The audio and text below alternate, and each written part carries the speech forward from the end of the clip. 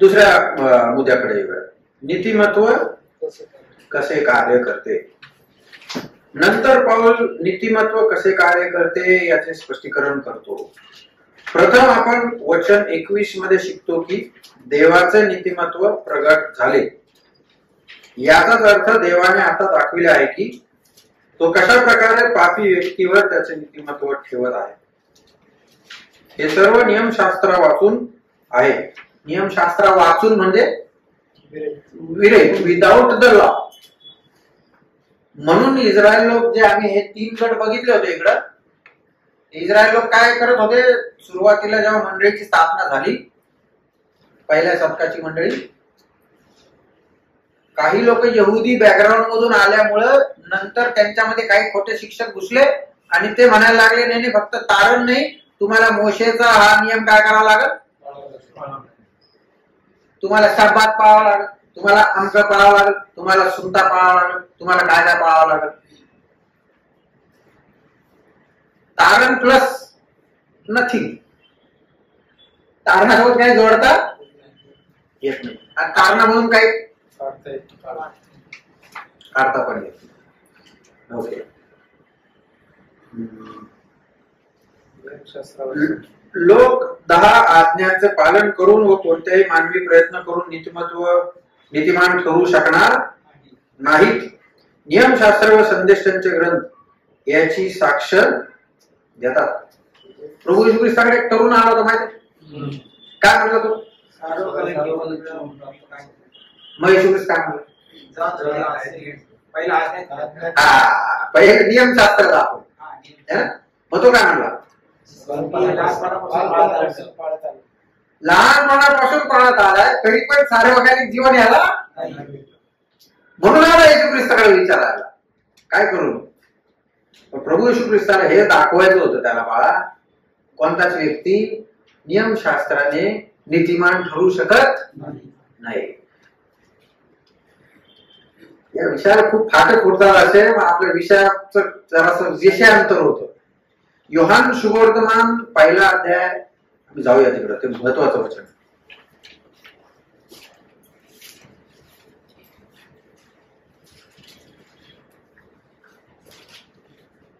योहान शुभवर्तमान 1 अध्याय 35 वचन, 35 आणि 36 वाचा प्लीज.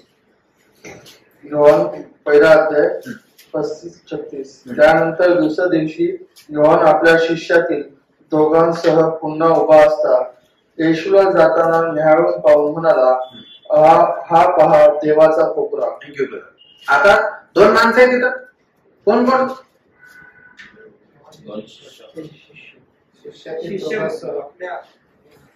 बरं टोटल किती लोक आहेत ते सांग. 4 लोक आहेत. 4 लोक आहेत. कोण कोण.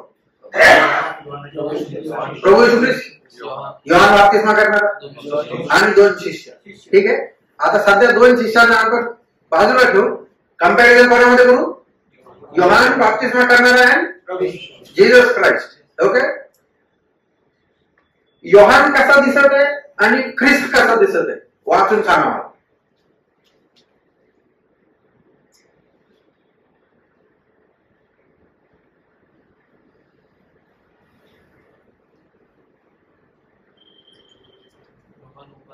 ओके. योहान उभा आहे, standing. And how is Christ. म्हणजे काय फरक आहे दोघांमध्ये. फरक आहे का. एक उभा एक चाललाय है ना.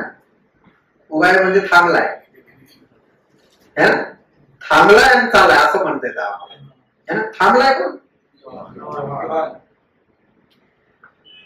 आता खूप सुंदर अभ्यास आहे ते.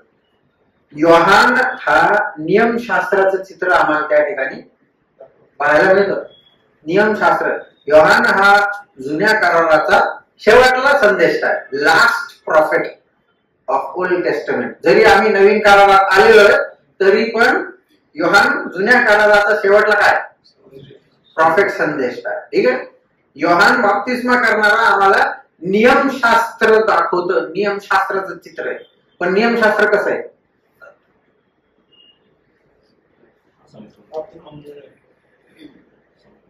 योहान कसा आहे. थांबलेला आहे.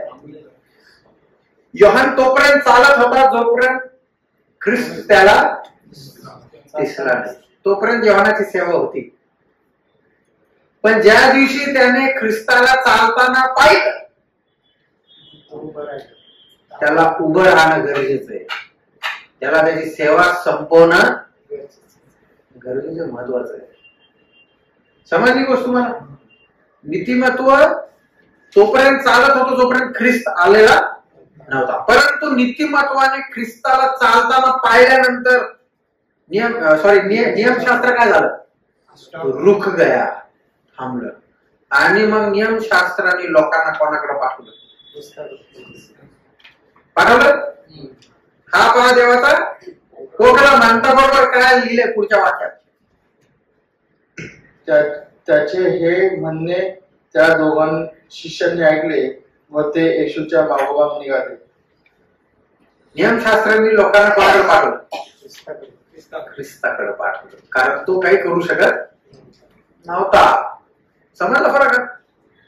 म्हणून प्रियानो, अशा प्रकारे आम्हाला नियमशास्त्र हे साक्ष देतात. कोणाच्या बाबतीत? प्रभू येशू ख्रिस्ताच्या बाबतीत. लूक 24 वाचून बघा, तिथं तुम्हाला वाचायला मिळेल कसं प्रभू येशू ख्रिस्त म्हटला, संदेश ते नियमशास्त्र आणि संदेश ते कोणाविषयी बोलतात? माझ्याविषयी बोलतात. द स्क्रिप्चर हॅज मेन महत्वाचा विषय बायबलचा कोण आहे? प्रभू येशू ख्रिस्त हा महत्वाचा विषय. नियमशास्त्र त्याच्या बाबतीत काय देतं? साक्ष देतं.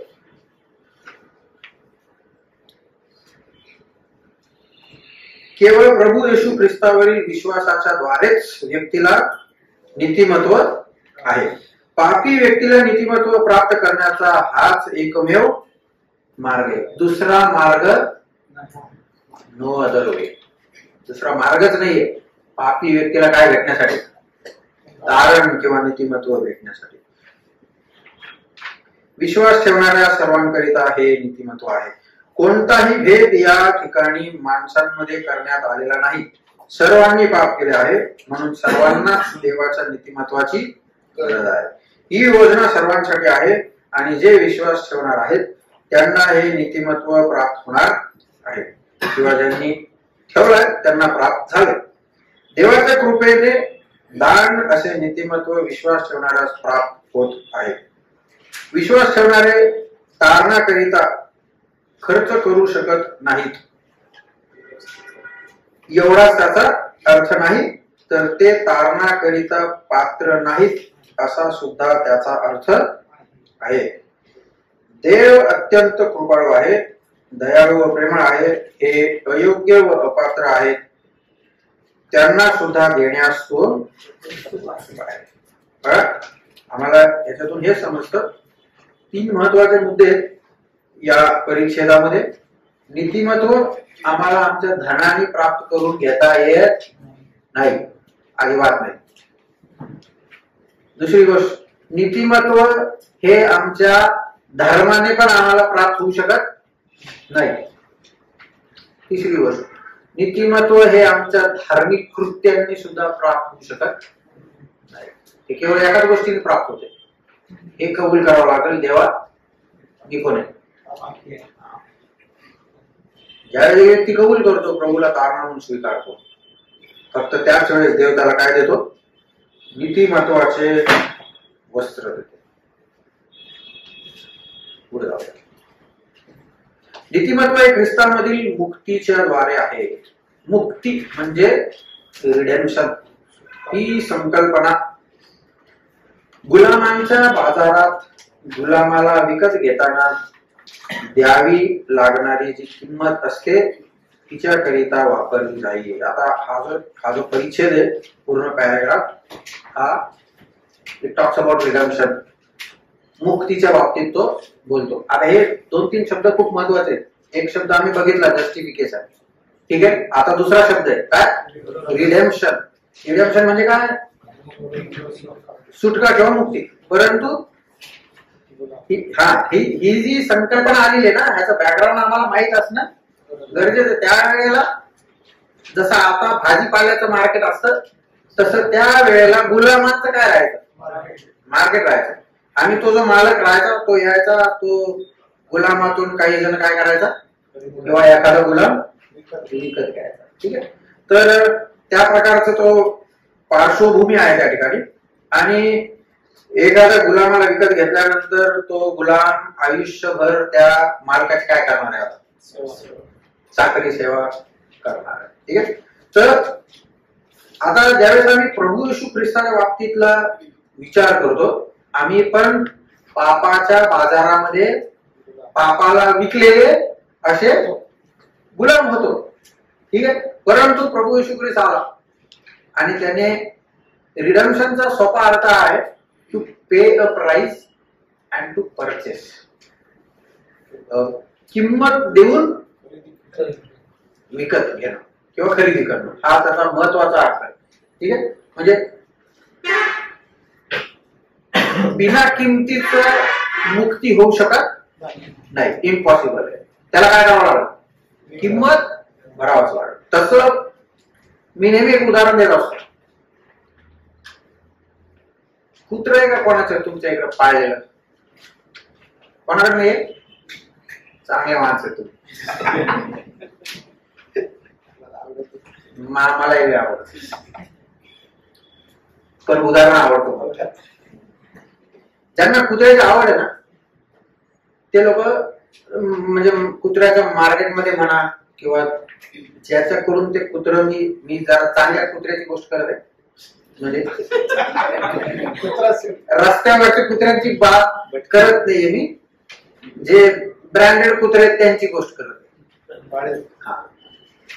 ते जातात, एक मालक असतो त्यांचा, तो मालक त्या कुत्र्यांना काय करतो, किंमत घेऊन विकून टाकतो. ठीक आहे. आता तो कुत्रा अगोदर बिचारा अगोदरच्या मालकाकडे बांधलेला होता है ना. आगे ऐसा समझो किरण ने खरीद लिया उसको पैसे देके, तो आला किरणच्या घरी, किरणने काय केलं त्याला, हा तिकडून सुटला इकडे अटकला. त्याला मुक्ती नाही म्हणत, दॅट इज नॉट कॉल्ड मुक्ती. प्रभू येशू ख्रिस्ताने दिलेली मुक्ती 100 पट वर आहे, म्हणजे वरच्या दर्जाची. ती मुक्ती ही आहे. म्हणजे मी असा मालक नाही बघितला कधीच, तुम्ही पण नसेल बघितला. एखादा कुत्रा 5, 10, 20 हजार रुपये भरून काय केला, आणला नाही, म्हणजे त्याच्या तावडीतून त्याला सोडवलं, त्याची साखळी निकडी सगळी काढली आणि त्याला म्हटला भागा घे, फ्री हो गया तो. असा मालक बघितला कधी तुम्ही? नाही. आमची तशीच होती. आम्हाला पण अशा बांधलेल्या स्थितीतून काय केलं प्रभू येशू ख्रिस्ताने, सोडवला, त्याच्या पिंजऱ्यात घातलं असं नाहीये. आम्हाला सांगितलं बाबा तू काय झाला, यू कॅन गो एनी. तीच गोष्ट आम्हाला जुन्या करारामध्ये पाहायला मिळते. जुना करार मला असं वाटतं नंबर्सच्या बुक मध्ये, गणनाच्या पुस्तकात आहे. कशाच्या संदर्भात येते, सेव म्हणजे गुलामाच्या संदर्भातला तो नियम आहे. तो 6 वर्ष काय करल, चाकरी करल, 7व्या वर्षी ही कॅन गो फ्री, जाऊ शकतो तो. पण जर तो गुलाम असं म्हटला, I love my master and my wife and my children, मग तो धनी काय करेल, त्याला घेईल, दरवाजाजवळ नेईल आणि कान काय करेल,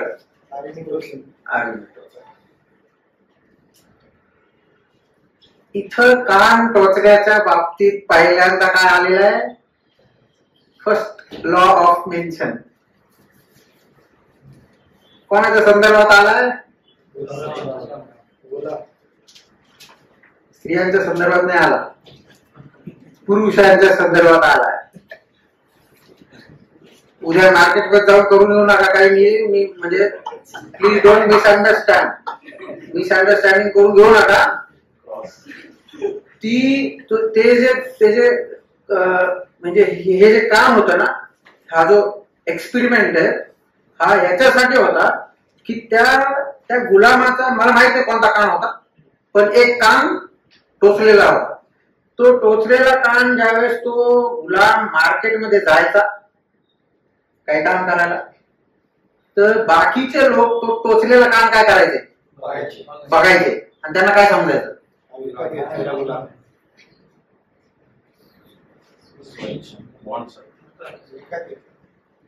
बाकीचे पण विकत घेतलेलेच होते हो. हा समर्पित गुलाम आहे, समर्पित गुलाम. या गुलामाने आमरण त्याच्या धनाला काय केलेलं आहे, समर्पण केलेलं आहे. मी माझ्या धनाला सोडून नाही. काय मुद्दा आहे तो, खूप सुंदर मुद्दा आहे. आज आमचे हे काने टोचलेले नाही पाहिजे, पण ज्या जगामध्ये आम्ही वावरत आहे ते लोक आमच्या बाबतीत त्या गुलामासारखी साक्ष देतात का? हे माणसं ख्रिस्तासाठी वाहिलेले आहे का अशी साक्ष? त्या गुलामांनी साक्ष ठेवली, कान टोचलेले गुलाम. आमचे पण कान काय पाहिजे, टोचलेले पाहिजे. प्रभू म्हणत आहे बाबा तू फ्री झालास, मोकळा झालास, तू जाऊ शकतोस कुठं. काही जणांनी ते फ्रीडम, ती मुक्तीचा गैरफायदा घेते. वाटेल तसं प्रभूच तर म्हटलं कुठे जाऊ शकतो, पण तसं नाही. ते ज्यावेळेस तो गुलाम शुद्धीवर येतो, माझ्यासाठी मालकाने काय भरलेली किंमत, काय किंमत आहे ती वधस्तंभावरची. त्या वधस्तंभाच्या किमतीचे ज्यावेळेस आम्ही जाणीव ठेवतो ना, तेव्हा आमच्या जीवनाचं समर्पण आम्ही त्या मालकाला करतो. त्याला म्हटलेलं आहे कान टोचले. फार अद्भुत विषय होतो. पुढे काय लिहिलंय,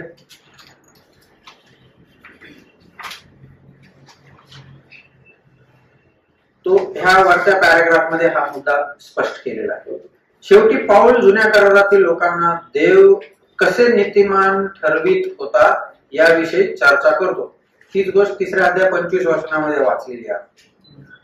पूर्वीची पापे याचा अर्थ प्रभू येशू वधस्तंभावर मरण्यापूर्वीची पापे.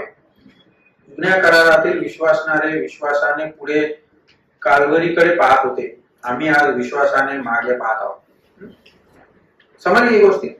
यहुदी लोक येणाऱ्या मसीहावर काय ठेवत होते, विश्वास ठेवत होते, म्हणून ते बकरे टाकत होते या विश्वासाने की एक देवाचा कोकरा पुढे चालून येणार. परंतु आम्ही जे आजच्या जगातले विश्वासणारे आहोत ते आम्ही येणाऱ्या मसीहावर नाही, परंतु येऊन गेलेल्या मसीहावर काय ठेवतो, विश्वास ठेवतो. ठीक आहे.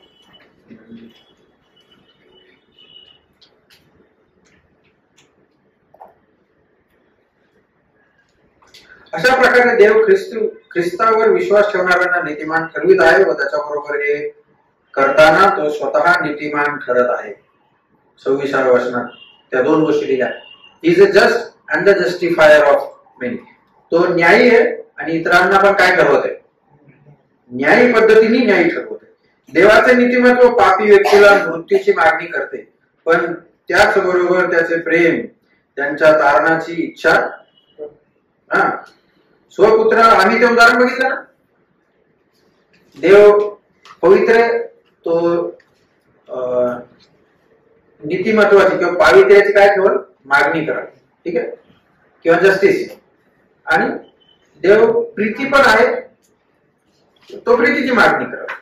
या दोन्ही गोष्टींचं उत्तर येशू ख्रिस्ताच्या वधस्तंभामध्ये आम्हाला अद्भुत रीतीने पाहावयास मिळतं. बर,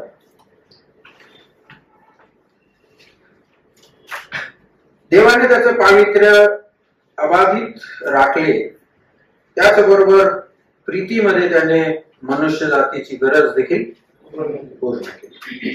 मानवी अहंकाराच्या प्रत्येक पैलूला तारणाच्या या योजनेने रद्द केले आहे. तारणाकरिता लोकांना काही करता येत असते तर त्यांनी शेखी मिळवली असती, परंतु देवावर विश्वास ठेवणाऱ्या मनुष्याला कोणतेही श्रम करायची गरज पडत नाही. हे सत्य फार महत्वाचं आहे. तारणासाठी कुठलंच काम नाहीये, पण तारणानंतर आमचे सत्कृत्य, आमचे चांगले काम दिसणं पण गरजेचं आहे, फार महत्वाचं आहे. त्या दोन गोष्टी महत्वाच्या आहेत. अगोदर किंवा तारणासाठी कृतीची गरज नाहीये, हा एक भाग आहे. परंतु तारणानंतर कृती दिसणं फार आवश्यक आहे. समजलं? त्याला सत्कर्म म्हटलेलं आहे. शेवटी निष्कर्ष असा की व्यक्ती विश्वासाने नीतिमान ठरविला जातो, नियमशास्त्राच्या पालनाने नाही. देवाचे नीतिमत्व हे सर्वांसाठी उपलब्ध आहे, मग तो यहुदी असो की परराष्ट्रीय असो. देवाचे नियमशास्त्र हे एकतर परिपूर्ण आज्ञा पालनाची मागणी करते किंवा नियमशास्त्र उल्लंघन करणाऱ्याच्या मृत्यूची मागणी करते. सर्वांनीच देवाच्या परिपूर्ण नियमशास्त्राला या ना त्या मार्गाने चोळलेलंच आहे. त्यामुळे सर्वच जण दोषी आणि मृत्यूस पात्र आहेत. परंतु जसे आम्ही पाहिले की पाप्यांकरिता नियमशास्त्राची मागणी पूर्ण करण्याकरिता प्रभू येशू ख्रिस्त मरण पावला. जेव्हा आपण विश्वासाद्वारे तारण याचा प्रचार करतो तेव्हा आम्ही हे जाहीर करतो की नियमशास्त्राची मागणी पूर्ण करण्यात आली आहे किंवा तिचे पूर्ण समाधान करण्यात आले आहे. हा फरक बघा, या दोन गोष्टी पाऊल पुन्हा एकदा आमच्या पुढे ठेवतो. एक आहे लॉ आणि दुसरा आहे ग्रेस. लॉ अँड ग्रेस, कृपा आणि नियमशास्त्र. ठीक आहे, नियमशास्त्र कोणामुळे आलं? मोशेच्या द्वारे. कृपा कोणामुळे आली? प्रभू येशू ख्रिस्ताच्या द्वारे कृपा आहे.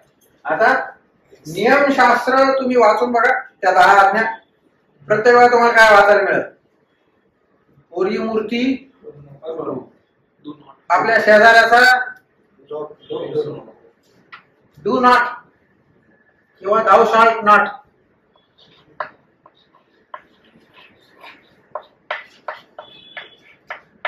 हे काय म्हणतात? ही भाषा कोणाची आहे? लॉ, नियमशास्त्र. हे असं करू नको, तसं करू नको, ही भाषा कोणाची आहे? But when we come to grace, जेव्हा आम्ही कृपेकडे येतो तेव्हा कृपेची भाषा कशी आहे?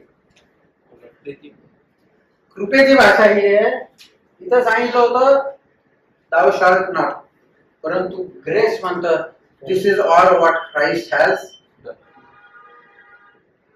आम्हाला काहीच करायची गरज नाही, ही भाषा आहे कृपेची. समजलं? म्हणून मनुष्य तारणासाठी ही कॅन डू नथिंग, 0%. एक सुद्धा एका देवाच्या दासाने असं म्हटलं, आम्ही जेव्हा आउटरीचला जायचो त्यावेळेस जे आमच्याकडं ट्रॅक्स पुस्तकं राहायचे, आमचे बंधून म्हणायचे हे फुकट वाटू नका, ह्याला काहीतरी काय लावा, किंमत लावा. मला आठवतं अजूनपर्यंत 5 रुपये किंमत होती त्या ट्रॅकची, नवीन कराराची. आणि ते ह्याच्यासाठी की फुकट दिल्यावर लोक काय करायचे, फेकून टाकायचे. कारण पैसे खर्च नाही केले, पैसे दिल्यामुळे कमीत कमी काय करतील, कुठेतरी सांभाळून ठेवतील म्हणून किंमत लावली होती. परंतु तारणाच्या बाबतीत देवाने कुठल्याच प्रकारची किंमत ठरवली. का बरं? कमीत कमी 1 रुपया तरी ठरवायला पाहिजे होती.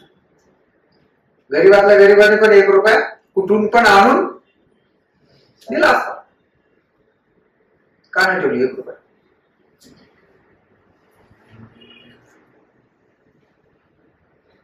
विकी भाई साहब,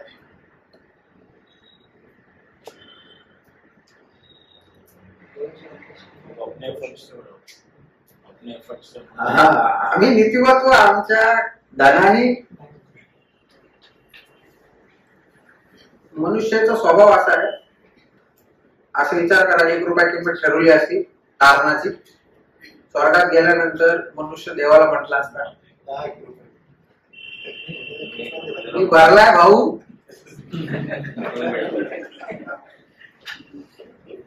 मनुष्याचा स्वभाव अवघड आहे, हा अवघड आहे. म्हणून तारणार काय नाही, किंमत नाहीये त्याची. किंमत रुपयांमध्ये होऊ शकत नाही, त्याची किंमत सोन्या नाण्यामध्ये होऊ शकत. म्हणून स्तोत्रामध्ये लिहिलंय ती किंमत इतकी मोठी आहे. एका एका एका ह्याची एका आत्म्याची किंमत आहे ती. एक आत्मा.